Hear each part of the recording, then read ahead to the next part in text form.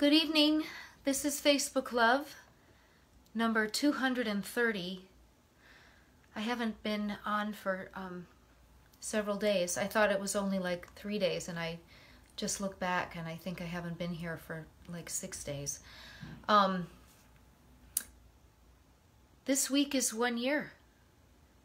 This is, last week was 1 year since this was declared a pandemic by the WHO, and last year on the Monday I went into work that day. I think it was the 16th of March, not knowing for sure what was going to be happening, and the people that I saw were like, "What are you doing here? Get out. Everybody's going home." And I moved to this room, and I've been working in this room for a year.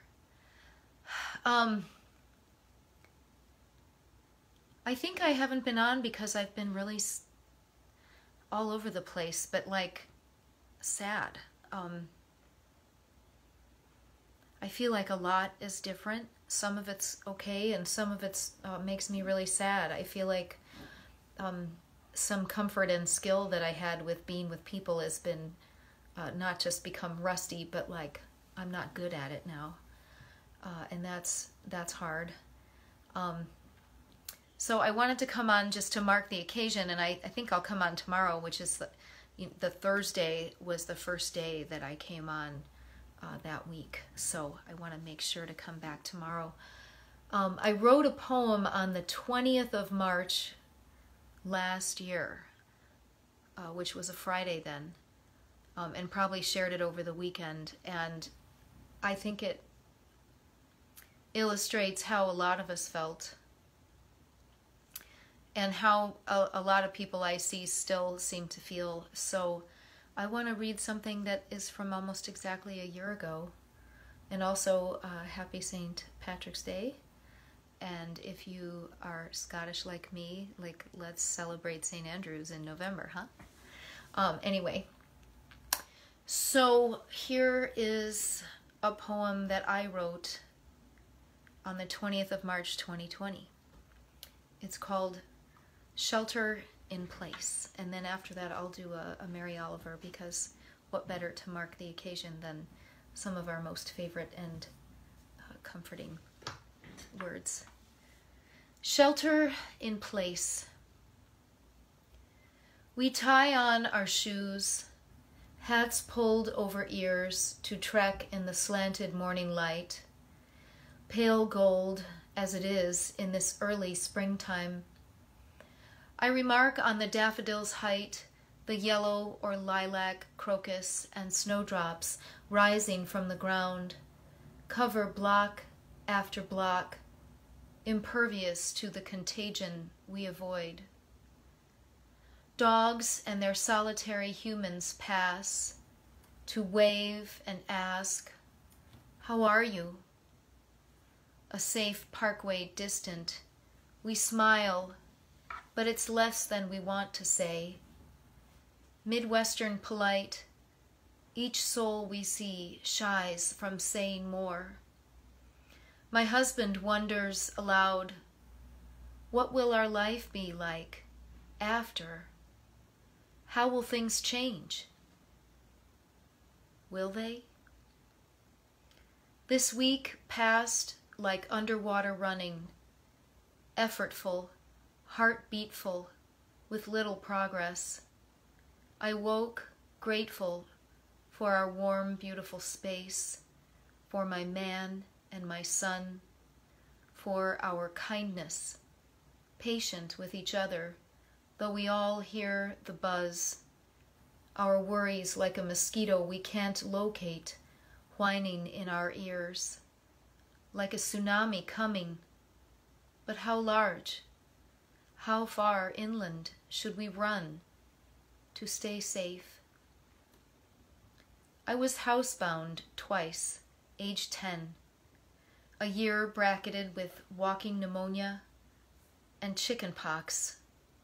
How strange it was, my friends passing classwork at the screen door slamming, that odd man out feeling, missing school days of playground drama.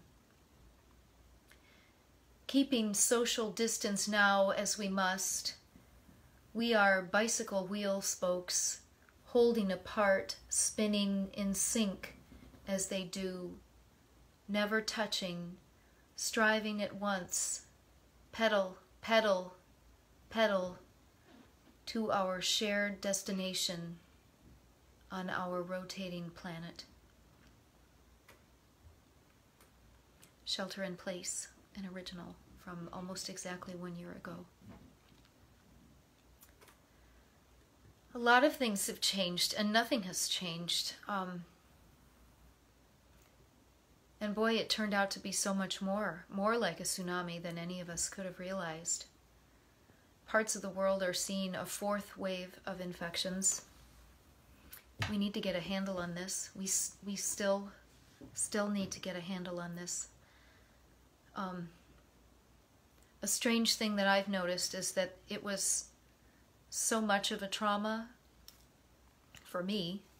I can't speak for anybody else.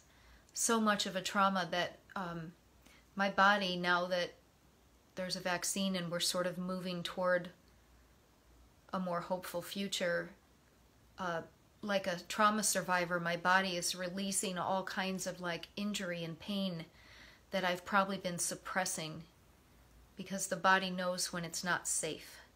And I have all these weird aches and ouchy things. I couldn't sit down and read last night because my shoulder hurt so bad I couldn't sit still. That's just one example. So if you're having weird symptoms, it might be trauma. Anyway, here's another from Mary Oliver. This one is called The Moths. There's a kind of white moth, I don't know what kind, that glimmers by mid-May in the forest, just as the pink moccasin flowers are rising. If you notice anything, it leads you to notice more and more. And anyway, I was so full of energy. I was always running around looking at this and that. If I stopped, the pain was unbearable. If I stopped and thought, maybe the world can't be saved, the pain was unbearable. The Moths by Mary Oliver. This is Facebook Love, almost a year in. I'll see you again.